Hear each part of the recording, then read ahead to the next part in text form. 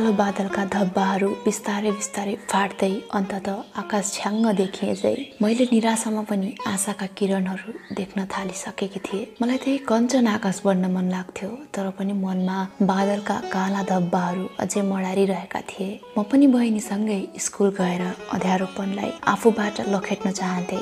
उज्यालाको त्यो ज्योतिसम्म पुग्न चाहन्थे। ज्ञानले स्व प्रज्वलित हुने चाहना राख्थे, तर त्यो चाहना कहिल्यै पूरा गर्न सकेन र पनि सानोभन्दा सानो कुरालाई पनि जीवनमा उपयोग गर्न खोज्थे। कहिलेकाहीँ मेरी बहिनीले आफ्ना किताबका पानाहरू खोलेर पढ्थी, लेख्थी। त्यति राम्रा किताबका पानाहरू देख्दा मलाई पनि छुन पाए कस्तो हुन्थ्यो भन्ने लाग्थ्यो। त्यो भावना बुझ्ने को थियो र छेउमा बसेर उसले थाहा नपाई छुन्थे।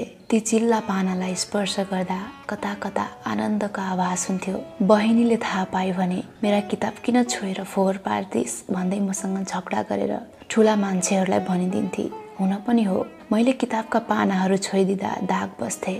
मसिना खुट्टाका औँलाहरूमा धुलै धुलो टाँसिएको हुन्थ्यो। त्यही डरले ती पानाहरू मजाले समातेर कहिल्यै छोइन। उसले लेखेर सकिएका कापीका पानाहरू रिस उठेका बेला च्यातेर अन्तै फालिदिन्थे। खुसी भएको बेला मलाई दिन्थे। ती पानाहरू बटुलेर त्यसमा भएका अक्षरहरूको नक्कल केही पर लगेर खुल्ला धरतीमा गर्ने गर्थे। बाबाले बहिनीका मसिना हातका औँलाहरू समातेर अक्षर लेख्न सिकाए जस्तै मलाई पनि सिकाइदिए कस्तो जाति हुन्थ्यो भन्ने लाग्थ्यो। तर मलाई सिकाइदिनु त परे जाओस्, पर बसेर हेरेको देखे भने उनी भन्ने गर्थे, त जान्दिनस् के हेर्छेस्, तैँले जानेर पनि के गर्नु। तर पनि अलि परे बसेर उनले बहिनीलाई लेख्न पढ्न सिकाएको हेरिरहनु मेरो निम्ति एउटा नियति जस्तै बनेको थियो। हुन त बाबाको त्यस्तो कुरो सुनेपछि मन त्यसै अमिलो भएर आउँथ्यो। त्यही मनको एक कुनामा प्रश्न पनि उठ्थ्यो, मैले अक्षर जानेर केही काम छैन त? त्यसैले उनको यस्तो वचनले जति असर पर्नुपर्ने हो त्यति परेन। अलिकति विद्रोहको भावना पनि जागेको थियो क्यारे ममा। संसारका सबै कुरा अरूले मात्र सिक्नुपर्ने, जान्नुपर्ने, मैले चाहिँ सिक्नु जान्नु पर्दैन किन? यही प्रश्न उब्जिने गर्थ्यो। मलाई त्यो किताबका टाउके अक्षर के हुन् जान्ने चाहन्न भन्दा पनि चिल्ला पानाहरू छुन धेरै मन लाग्थ्यो र बाबा नभएको बेला बहिनीको छेउमा गएर उसका किताबका पानाहरू पल्टाएर यसो छुन्थे, हेर्थे। त्यस बेला मलाई जिन्दगीकै रमाइलो पाना पल्टाएको आभास हुन्थ्यो। तर त्यो मिठो आभास क्षणभरमै बिलाएर जान्थ्यो। बहिनीले मेरा किताब चलाइदी भनेर पोल लाउँथे, रुन्थे। म अलिकति ठुली थिएँ उमेरले, शरीरले पनि केही मोटी थिए। बाबा आमाको आक्रोश र असन्तुष्टि पनि मै माथि पोखिन्थ्यो। पोखिनु पनि स्वाभाविकै थियो, किनभने मैले अनाहकमा बहिनीलाई रुवाएकी हुन्थे, उसका किताबहरू चलाइदिएकी हुन्थे। साँच्चै त्यति बेला ऊ साह्रो रुन्ची थिए अनि उनीहरूको कन्पारो के नतातोस्। हाम्रो समाज केटाकेटीहरूलाई हप्काएर दप्काएर तह लगाउनुपर्छ भन्ने संस्कृतिबाट ग्रस्त छ। मेरा बाबा आमा पनि त्यही संस्कृतिभित्र हुर्किएका बढेका छन्। यिनीहरूले त्यही संस्कार आफ्ना छोराछोरी माथि पनि लादे, अर्थात् त्यही खालको रङको घोल घोलिदिए। कलिला मनहरूमा ती आक्रोश र आवेशका रङहरू यसरी घोलिए कि जिन्दगी एउटा कोलाज बन्यो, जसलाई जुन रङको नसा जति पियो उति पिउन मन लाग्छ। बाल्यकालमा आक्रोश र आवेगका घोलहरू यसरी घोलिएछन् कि जसको प्रभाव पछि कालान्तरमा विचार, स्वभाव, व्यवहारमा अप्रत्यक्ष रूपमा पर्दो रहेछ। साँच्चै कलिलो बालमन कोमल हुन्छ, जसलाई जस्तो व्यवहार स्वभावका कुरा खाँद्यो त्यसले त्यस्तै खालको आकृति ग्रहण गर्छ। केटाकेटीहरू स्वभावैले चञ्चले, जिज्ञासु हुने गर्छन्। त्यो स्वभाव मेरो चाहिँ कुनै फरक बनेर आएको थिएन, शरीर पो अशक्त थियो त। तर बाबा आमाले स्वाभाविक रूपमा बुझेनन्। उनीहरूले त बरु सोचे होलान्, यो केटीले कहिले बही बुझाउँछे, हामी हुन्जेल त ठिकै छ, बितेपछि के होला, यस्तै के सोचेको नि। एकपटक बाबाले मलाई दसैँमा टीका लाएर आशीर्वाद दिँदै के भने त हामी भन्दा बढी नबाँचेस्, कसले तेरो स्याहार गर्छ? म यसलाई के ठानु, आशीर्वाद या श्राप?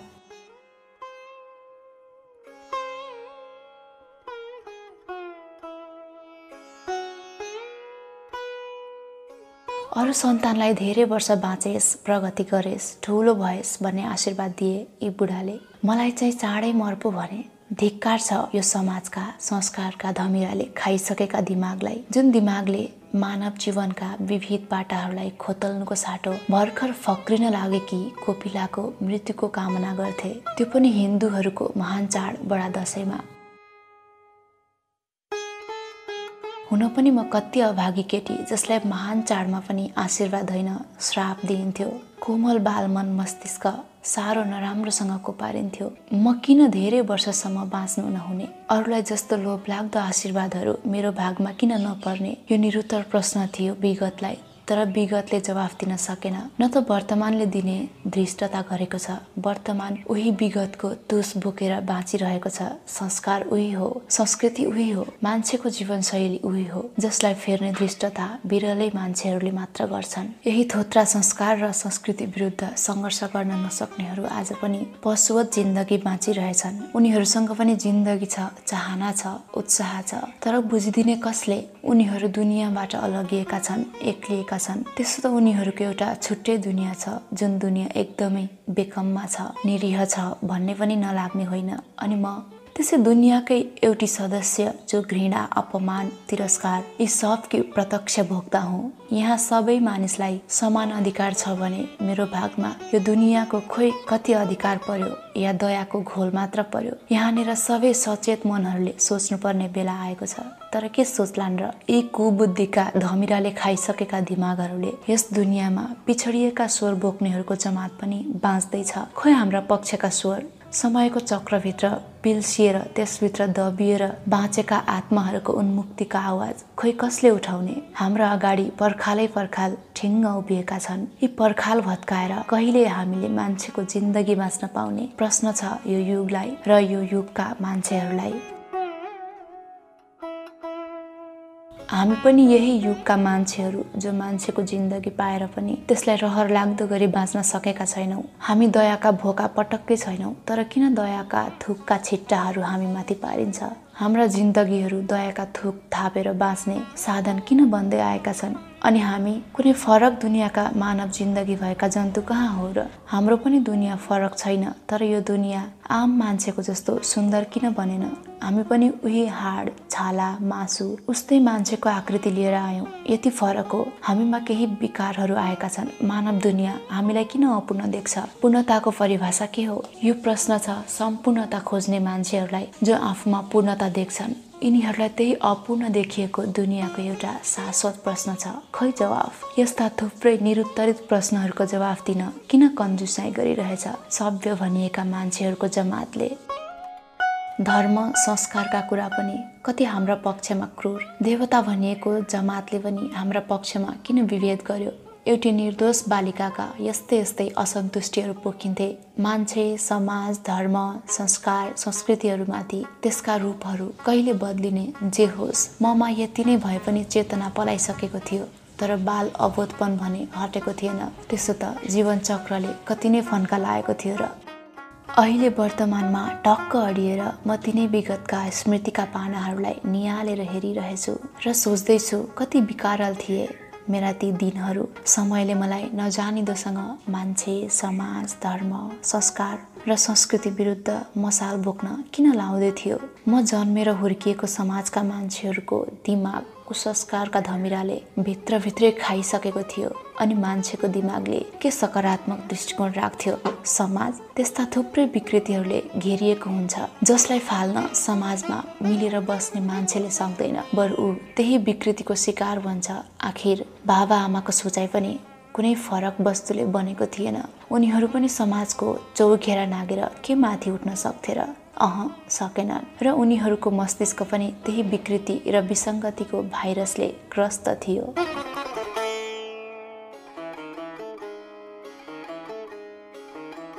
म त्यही समाजमा जन्मिएकी मान्छे जो यसबाट अछुतो हुन सकिन। समय आफ्नै गतिमा अगाडि बढिरह्यो। ममा पनि विभिन्न इच्छा आकाङ्क्षाका पल्लवहरू अङ्कुराउन थालेका थिए, किनभने ममा कुनै अर्को खालको मानव हृदय थिएन। अरू मान्छेको जस्तै मानव मन थियो, त्यहाँभित्र एउटा कोमल चञ्चलपन थियो, त्यसमाथि जिज्ञासु चकचके बाल हृदय थियो। तर यो सबै हुनु मेरा लागि त्यति आम बालबालिकाको जस्तो सहज हुन सकेन। जे होस्, मैले जीवनका नयाँ रङ देख्न थालेकी थिएँ। म अक्षरहरूसँगै आशाका किरणहरू देख्दै थिएँ। यी अक्षर जसरी भए पनि चिन्नु नै एउटै मात्र ध्येय बन्यो। त्यो बेला म बहिनीले लेखेर फालेका कापीका पाना बटुलेर त्यहाँ भएका अक्षरको दिनभरि अभ्यास गर्थे। माटोमा सिन्कले कोरेर त्यसको उच्चारण पनि गर्थे, मनमनै दोहोर्याउँथे। समयले पनि अनौठो खालको परीक्षा लिएको थियो मसँग। मैले सपनामा पनि आफू पढिरहेको लेखिरहेको कुरो मात्र देख्न थाले। बाबाले जति बहिनीलाई सिकाउँथे त्यति मैले पनि आफ्नै मेहनतले जानिसकेकी थिएँ। अब मैले शब्द बनाउने अभ्यास गर्न थाले। ती अक्षरहरूलाई जोडेर शब्द बनाउनु आफैमा सहज कुरो थिएन।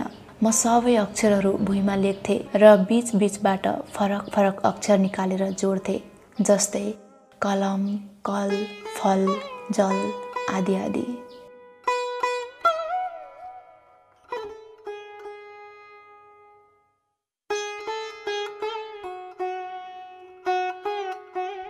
मेरो जिन्दगीका पानाहरूमा पोखिएको उज्यालाको रङ थियो त्यो, जसलाई अहिले पनि हेर्दा रमाइलो अनुभूति हुन्छ। सायद यही होला आँसुको अनुभूति नभई हाँसोको आनन्दभूति पाउन सकिँदैन भनेको। मैले पनि आँसुभित्र हाँसो र अँध्यारोभित्र उज्यालोको अनुभूति सहज रूपमा गरे। आखिर जिन्दगी अनुभूतिभित्र पनि पोखिँदो रहेछ, छरपष्ट रूपमा छरिदो पनि रहेछ।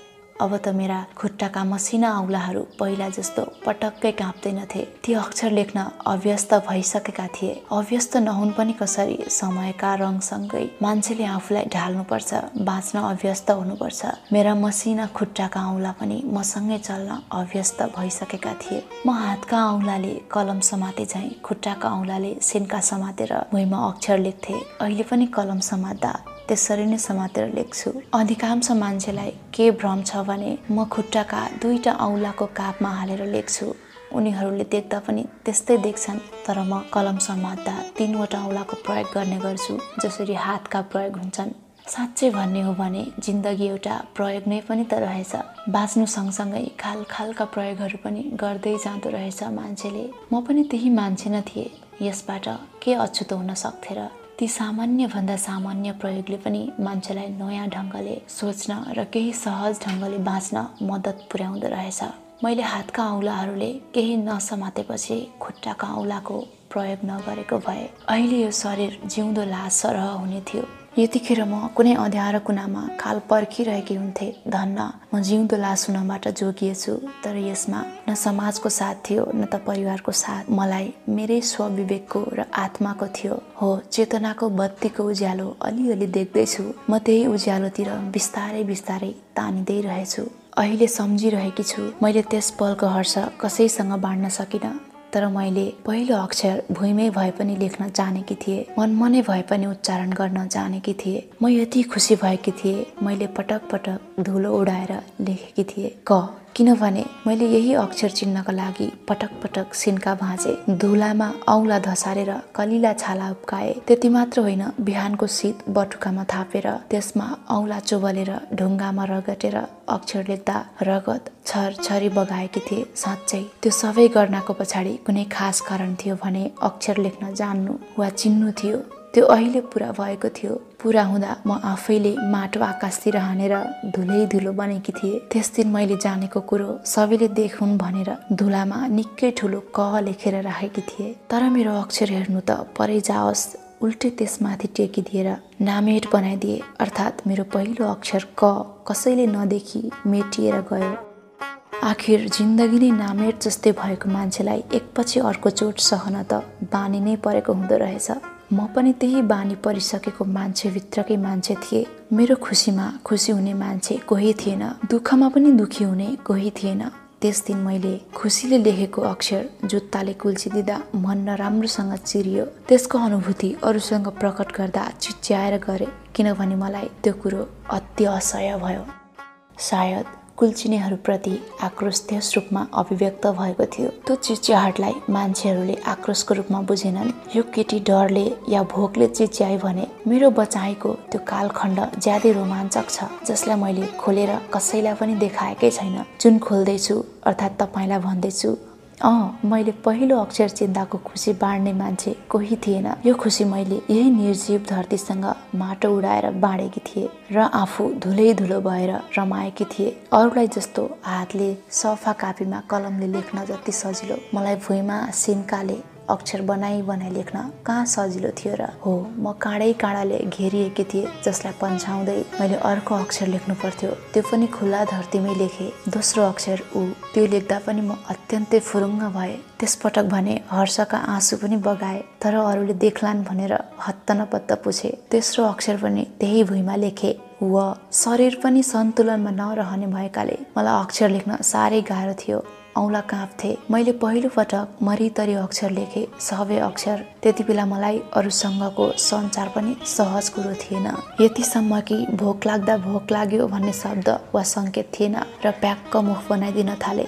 अनि अरूले यो केटीलाई भोक लागेछ भनेर बुझ्न थाले। प्यास लाग्दा पानीको गाग्रो देखाउँथे, त्यसलाई प्यास लागेछ भन्ने सङ्केतको रूपमा बुझ्थे। दिसा पिसाब लाग्दा गुप्ताङ्गतिर देखाउँथे। अनि कुनै कुरा हो होइन भन्दा हो भनेर सहमति जनाउँथे भने होइन भन्दा विमति जनाउँदा खुट्टा हल्लाउँथे। यी थोरै सङ्केत मात्र थिए म र स्वजनसँग सञ्चार गर्ने सूत्र भनौँ या माध्यम, जे भनौँ। सायद यी सङ्केतहरू पनि नहुँदा हुन् त कल्पना गर्नुहोस् त जीवन कस्तो हुन्थ्यो।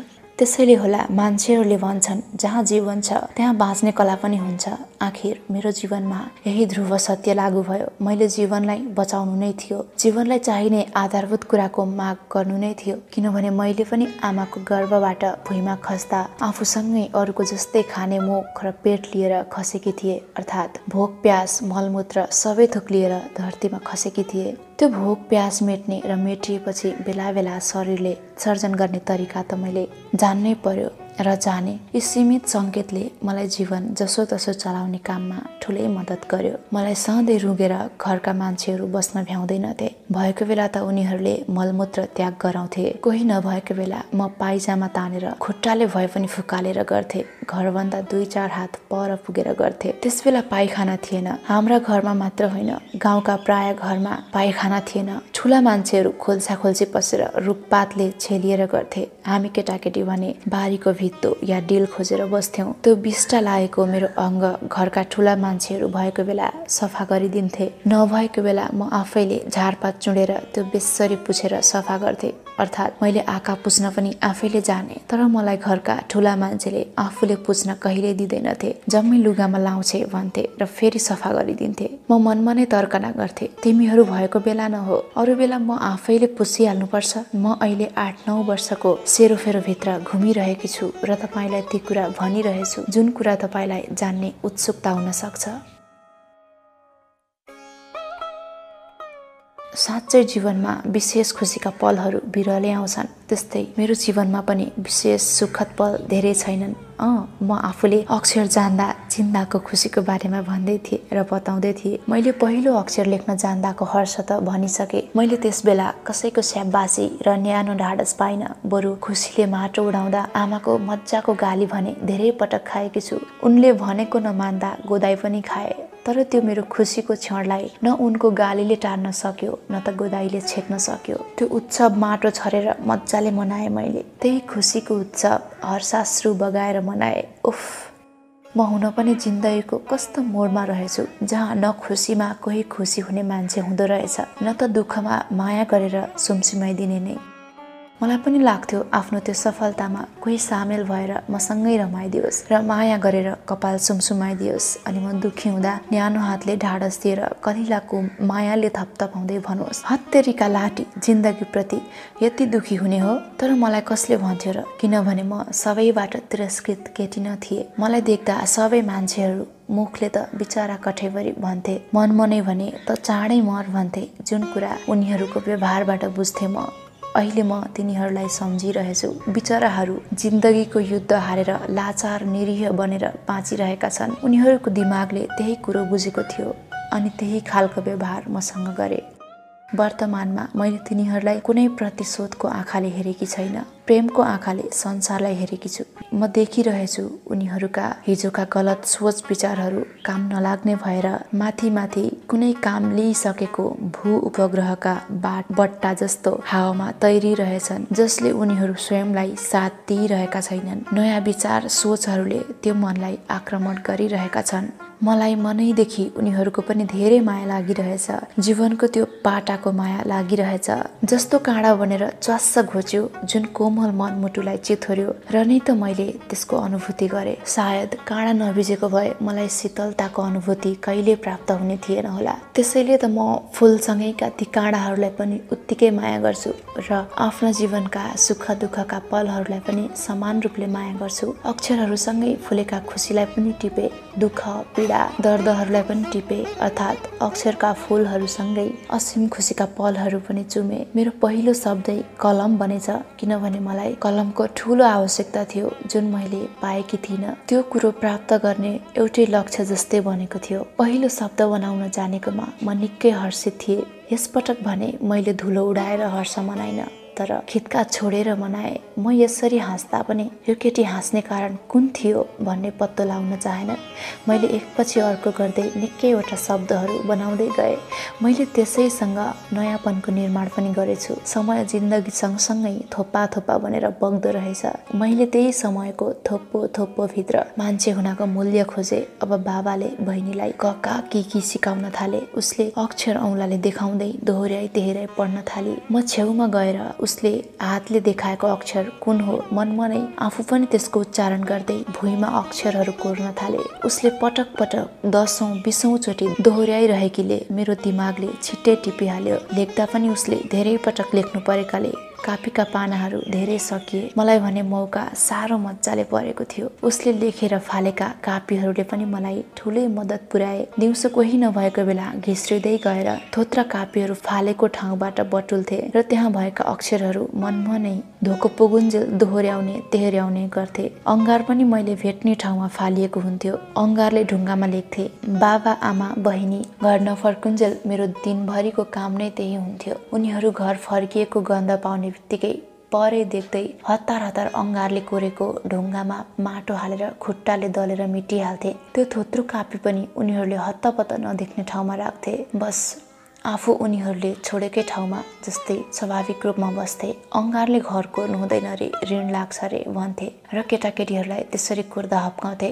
बाबा आमाले कोर्न दिँदैनथे, तर मैले उनीहरूका आँखा छली छली अङ्गारले मजाले लेखिदिए या कोरिदिए। यसरी नै सिकेर जाने मैले अक्षर। मान्छेले अरूसँग सञ्चार गर्ने माध्यम नपाएपछि त्यो कसरी खोज्दो हो तपाईँ कल्पना गर्नुहोस्। म त्यही माध्यमविहीन केटी थिएँ, तर म मान्छे थिएँ, कुनै पशु थिइनँ। मसँग धेरै कुराहरू नभए पनि सोच्ने र चिन्तन गर्न सक्ने दिमाग थियो। अरूले भनेको सुन्न सक्ने कान थिए अनि धमिलै भए पनि आँखामा केही देख्न सक्ने शक्ति र खुट्टाका औँलाहरूमा केही चलाउन सक्ने शक्ति बाँचेको थियो। यी थोरै मात्र थिए काम लाग्ने चिज मसँग, अरू त सबै बेकममा थिए। हो, यिनी थोरै चिजहरूबाटै संसारसँग आफू जोडिने पुलको निर्माण गरेकी थिए। म त्यो समयका ती पलहरू कहिल्यै बिर्सिन सक्दिनँ जहाँबाट मैले जिन्दगीका पानाहरूमा सुनौला रङ भर्न सुरु गरेकी थिएँ। हो, मेरा जीवनका यस्ता खण्डहरू पनि छन् जुन खण्ड पल्टाउँदा म स्वयं पनि स्तब्ध र हर्षित एकैचोटि हुन पुग्छु। मैले क का की अनि ज्ञसम्म कहिले माटोमा सिन्काले कोरेर, कहिले अङ्गारले ढुङ्गामा कोरेर भए पनि जाने। कति सुखद पाना थियो त्यो। त्यसलाई कसैले पल्टाएर हेर्न त्यति बेला खोजेन। कसैले मैले भुइँमा कोर्दै गरेको देखे भने यसले जानेर के फाइदा, उही भुसमाथिको ल्याउन हो भन्थे। क्या गजबको छ हामी नेपालीहरूको परम्परा चालचलन। निर्बलप्रति माया ममता राख्ने त कहाँ हो कहाँ, उनीहरू सबै कुरामा निर्बल हुन्छन् भन्ने खालको मानसिकता छ। यहाँ धेरै मान्छेको सोचाइ त्यही रोगले आक्रान्त छ भने मैले कुन फरक व्यवहार पाऊँ र मैले फरक व्यवहार पाउन नसके पनि आफ्नो लक्ष्यका बाटाहरू हिँड्न छोडिन। ती बाटाहरू सजिला थिएनन्। अब्ड्याङ खब्ड्याङ, बाङ्गा टिङ्गा, कतै ढुङ्गाका ढिस्काहरू, कतै काँडै काँडा थिए। यी सबलाई कुल्चिएर हिँड्न कहाँ सजिलो थियो र यी बाटाहरू डोजरले र कुल्लीहरूले खनेका थिएनन्, जुन भौतिक रूपमा ग्राभेल ओछ्याई पेच गरेर सहज बनाउन सकिन्छ, जहाँ मैले एक पाइला पनि कहिल्यै टेकेकी छैन। यो कहिले नटेकेको बाटोको कुरा गरेकी होइन मैले, त्यो मैले पटक पटक टेकेको हिँडेको जिन्दगीको बाटो हो, जुन बाटोमा मलाई पटक पटक चोट लाग्यो, ठेस लाग्यो, काँडा भिज्यो, घाउ भयो र पनि यो बाटो अति प्रिय लाग्छ र म अहिले पनि यही बाटो हिँडिरहेछु। हिँडिरहेछु। अझै सरल र सहज कहाँ बनेको छ र? अक्षरहरू जान्नु नै यसलाई अलिकति भए पनि सहज बनाउनु नै थियो यो अक्षरले दिएको हर्ष थियो, जसले हृदयभरि आनन्दको अनुभूति दिएको थियो। अब म यस खण्डमा आकार, इकार, एकार लागेका शब्दहरूको निर्माण गर्न मैले कसरी सिकेँ भन्ने बारे सम्झना भएसम्मका कुरा र यस परिवेशका बारेमा बताउने कोसिस गर्नेछु। सुन्न सक्ने क्षमता मेरो कानमा थियो, सुँघ्न सक्ने क्षमता नाकमा थियो, अनि प्रत्येक कुराहरूको स्वाद लिन सक्ने क्षमता जिब्रोसँग थियो। आँखासँग केही कमजोरी भए पनि देख्न सक्ने दृष्टि थियो, अनि स्पर्श गरेर त्यसको अनुभव गर्ने शक्ति स्नायुसँग थियो। यिनैको सहायताले म अरूले के भन्दैछन्, के गर्दैछन् भन्ने कुरा बुझ्न सक्थे, सुन्न सक्थे, त्यसको अनुभव गर्न सक्थे। म जब घाम डाँडामाथि आउँथ्यो त्यो के होला भनेर हेरिरहन्थे। मान्छेहरू हातले अलिकति त्यसको सिधा पर्ने किरण छेकेर त्यसैतर्फ हेरेर भन्थे, ऊ हेर घाम डाँडामाथि आइसक्यो। अनि म त्यो डाँडामाथिको त घाम रहेछ भन्थे। त्यसलाई हेरेर भुइँमा सिन्काले लेख्थे घाम।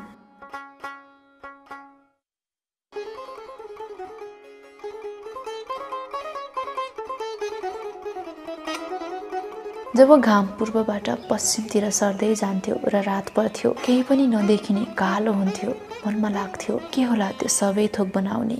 मान्छेहरू भन्थे यो रात परेपछि अँध्यारोले केही पनि देखिँदैन। म यो रात रहेछ भनेर बाहिरतिर दृष्टि फाल्थे र छक्क परेर हेरिरहन्थे। मसँग त्यस बेला भने माटो, अङ्गार, सिन्का, ढुङ्गा केही पनि हुँदैनथे। खालि गोबर र रातो माटाले लिपेको सिकुवा हुन्थ्यो। म त्यही सिकुवामा औँलाले लेख्थे रात। त्यो शून्यमा लेखिन्थ्यो र शून्यमै बिलाउँथ्यो। बाबा आमाले देख्दैनथे र भुइँमा कोरिस ऋण लाग्छ भनेर कराउँदैनथे। आमाले भात, तरकारी, दाल के दिन्थिन्। म बिस्तारै दुई खुट्टाले मुछेर टाउको भुइँतिर निहुराएर देब्रे खुट्टाले भातका सिता टिपेर दाहिने खुट्टाले पैतालामा हालेर त्यसलाई केही माथि उठाएर मुखमा हाल्थे। यसरी खाँदा पनि म केको स्वाद कस्तो छ भन्ने विचार गरी गरी खान्थे र भातको थालमै लेख्थे भात, दाल, तरकारी र अचार। आमा कराउँथिन्, यो केटी कति खेलिरहन्छे, भात खफाखफी नखाएर। कहिल्यै अक्षर नपढेकी मेरी आमालाई के थाहा छोरीले अक्षरबाट शब्द बनाउँदैछ भन्ने? थाहा पाउन सकिनन्। यही उनले थाहा नपाउनु पनि मेरो लागि भातको थाल पनि शब्द लेख्ने एउटा गतिलो अभ्यास पुस्तिका बन्न पुग्यो। आँगनको डिलमा पहेँला, नीला, सेता, राता विभिन्न बोट बिरुवाका फुलहरू लटरम्म फुल्थे। म तिनलाई देखेर एकदमै रमाउँथे, तर तिनका रङ छुट्याउन सक्दिनथे। मान्छेहरू भन्थे यो टाँकेको रुखमा कति राम्रो सेतै फुल फुलेछ। बल्ल म यो रङ सेतो रहेछ भन्ने चाल पाउँथे। यो फुल नीलो, रातो रहेछ भन्थे। म बल्ल ती रङहरूलाई मजाले निहाल्थे। तिनका बारेमा जान्दथे र शब्द बनाउँथे। पहेँलो, नीलो, सेतो, रातो, हरियो, बैजनी। आकाश पनि नीलो देखे मैले। मान्छेहरू कोही कालो वर्णको मान्छे देखेमा भन्ने गर्छन्, त्यो मान्छे त अँगार जस्तै कालो रहेछ। मैले ढुङ्गामा अक्षर लेख्ने अँगारको रङ रातको अँध्यारोको रङ उस्तै थियो। फरक यति थियो, अँगारलाई म छुन खेलाउन सक्थे। अँगारले लेख्दा कयौं पटक खुट्टामा लागेर कालै भएर आमाले धेरै पटक स्वाट लगाएकी थिइन्। तर रात आफ्नै सामु नजिकै देखिए पनि त्यसलाई मैले खेलाउन र छुन कहिल्यै सकिन।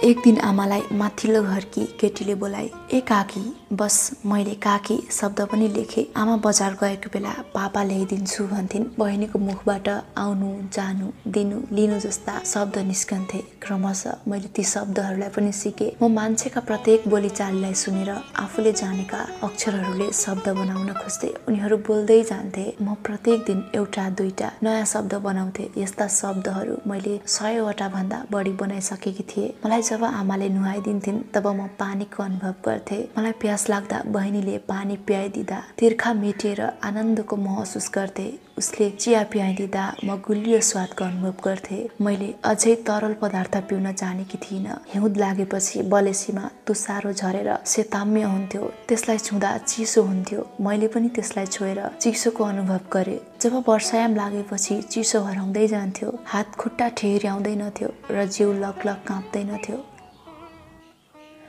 त्यति बेला म न्यानोपनको आभास पाउँथे अनि मान्छेहरू भन्ने गर्थे, कति तातो घाम लागेको, उफ कस्तो गर्मी। अनि म मनमा नै विचार गर्थे, ए यो पो रहेछ तातो भनेको। अनि भुइँमा लेख्थे तातो। आमाले चुलोमा आगो बालेको बेला आत्था शब्द पनि लेख्न जाने, तर आत्था भनेको के हो जानिन। मलाई बलेको आगो राम्रो लाग्थ्यो, त्यसलाई समात्न पाए कस्तो हुँदो हो भन्ने लाग्थ्यो। आमाका आँखा छलेर मैले त्यो पनि समाते। आगोले खुट्टाका औँलामा साह्रो पोल्यो, बल्ल चाल पाए आत्था भनेको पोल्नु रहेछ। मलाई चिया पियाइदिँदा गुलियोको स्वाद थाहा भयो। फुलको सुगन्ध आउँदा फुलको सुगन्ध, केही चिल्लो चिप्लो पदार्थ छुँदा त्यसको अनुभव गर्थे भने कुनै ठोस साह्रो पदार्थ छुँदा त्यसको अनुभव गर्थे। यसरी मैले स्पर्श गरेर त्यसको चिल्लो चिप्लो, खस्रो, साह्रो, गिलो, नरमपन थाहा पाए। देख्ने शक्तिका माध्यमले जुनसुकै वस्तुको आकार र त्यसको रूप रङको बारेमा जाने।